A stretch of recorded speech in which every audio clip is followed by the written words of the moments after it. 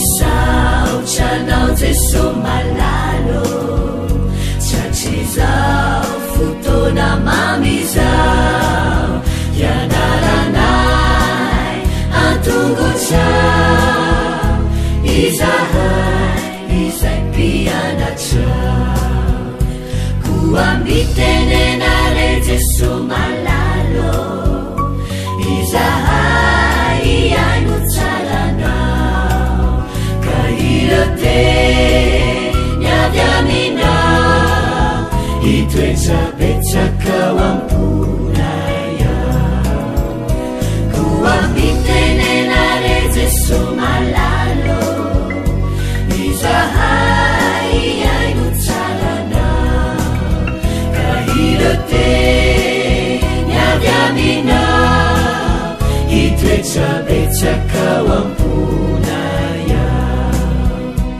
iroteny avy aminao itoetsabetsakao amponaya.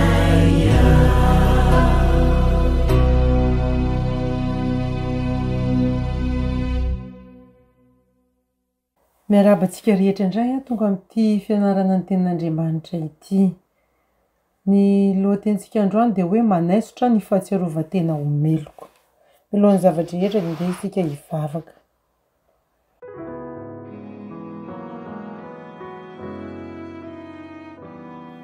Ry rainay tsara sy masina indrindra izay ny an-danitro, Andriamanitra rainay namorona, nahary sy namonjy anay tamin'ny alalan'i Jesosy.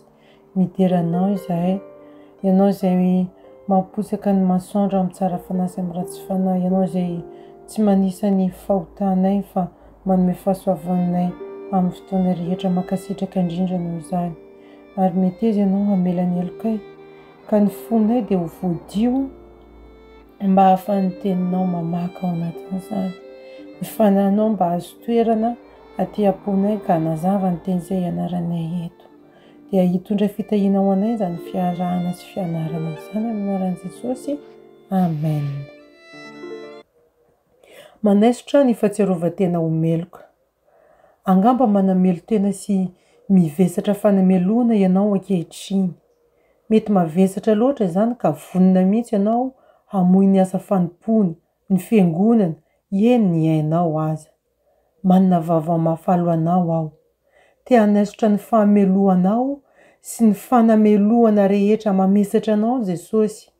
Tsy mba tahaka ny rambiby ny rany, fa mahafafa ao an-tsainao na ny fanameloan-tena aza, ary mampitony ny fieritreretanao mijaly.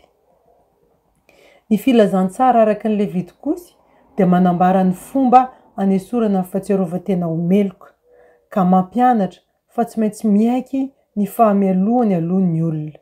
Amin'ny alalan'ny reto fomba efatra reto no mety hahatonga izany: ny fandresen-dahatra ny fanahy masina, ny feon'ny fieritreretana, ny fanjiniana ny tenin'Andriamanitra, ary ny fitoriana sy ny fampianarana ny teny.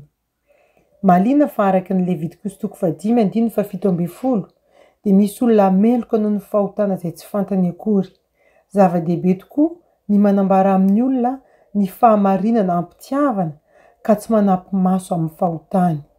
Milaza koa izany fa tsy azo itokina mandrakariva ny feon'ny fieritreretantsika. Andeha jerentsika ny Levitikosy 5:7 teo izao ny voalaza ao.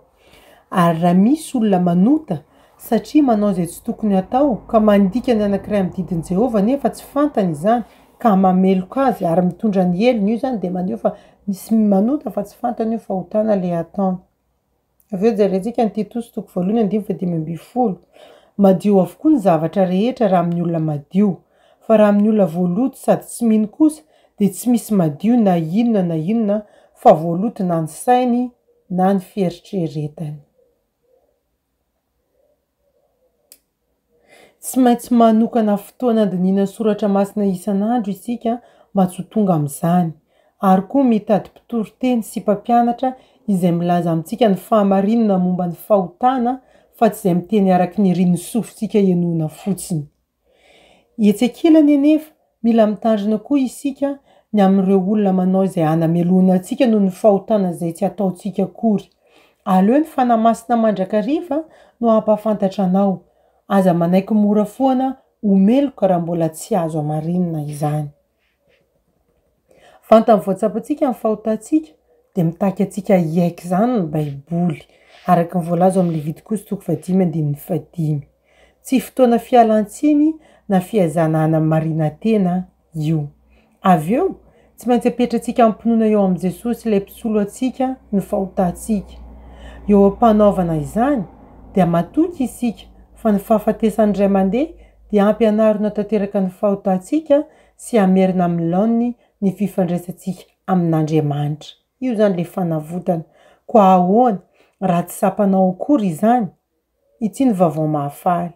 Mifototra amin'ny teny fikasan'Andriamanitra fa tsy amin'ny fihetseham-pontsika ny famelan-keloka sy ny fanavotana. Atsapa fiadanana, fifaliana ary toko tokoa isika, saingy rehefa matoky an'Andriamanitra ihany, izay tsy mba mahay mandainga. Ny andrandra sy nanantena ny fahafatesan'i Jesosy ny Israelita tao anatin'ny fanekena taloha, fa isika kosa ao anatin'ny fanekena vaovao dia mitodika mibanjina ny azo fijaliana mitoky. Saintsaino izay voasoratra tamin'ilay Levitikosy 20:1-20 no vakiantsika tany amin'ny fiandohan'ny herinandro. Fantatsika fa ao anatin'ny fanekena vaovao isika izao. Inona fiantraikan'izany eo amin'ny fiarahantsika amin'Andriamanitra? Tomy mazatra ve sa hafa ny fahitantsika an'i Jesosy? Inona no asetrinao ny fahitana an'i Jesosy araka izany? Izay ny lesitsika androany izay maneho rafitinina ny fanesorana fahatsiarovan-tena omeloka mahomby sy tsara indrindra dia ny fandraisana famelan-keloka izay omeny Jesosy.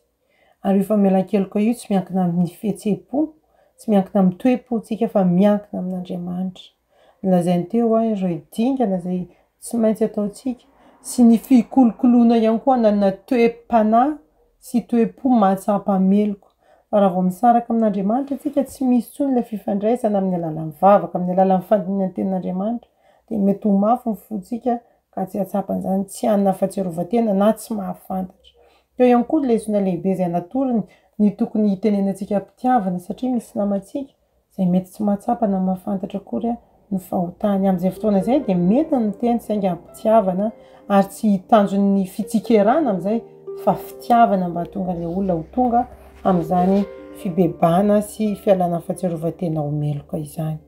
Mandeha isika hivavaka.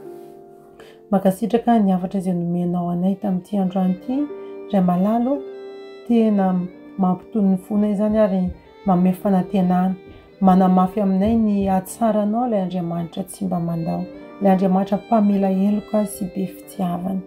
Omeo anay sy aoka ho tsapanay izany famelan-keloka izany ary tario izahay ho amin'ny tena fibebana marina. Raha misy fahotana izay mbola tsy nibebanay sy tsy nifonanay Tompo amin'ny alalan'ny fanahy masina dia ampatsiahivo anay izany. Ary raha ao anatin'ny fahatsiarovan-tena omeloka sy fahadisoana izahay dia aoka ianao hanome anay ny famelan-keloka tanteraka sy ny fiadanam-pon'olona voavela heloka ary ampio izahay andrefa napahakevitra hitondra izany eo aminao sy eky ny fahotanay. Ka io manokana ny fiainan'izao mpiaino izao sy ny fiainanay rehetra amin'ny anaran'i Jesosy. Amen. Dia izay indray mamarana ny fiarahantsika androany, mirary soanao ary mametraka ny mandrapitafa ho amin'ny manaraka indray velomatoa.